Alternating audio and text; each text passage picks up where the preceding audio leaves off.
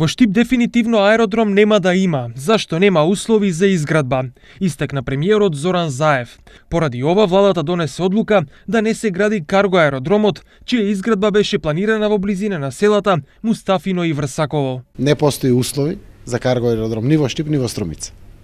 И од тој аспект, кога ќе доаѓаат компании во иднина кои што ќе можат да исполнуваат услови, односно ќе можат да изградат одржлив аеродром, каде што има доволно стока, каде што има доволно патници, ние остануваме целосно на располагање.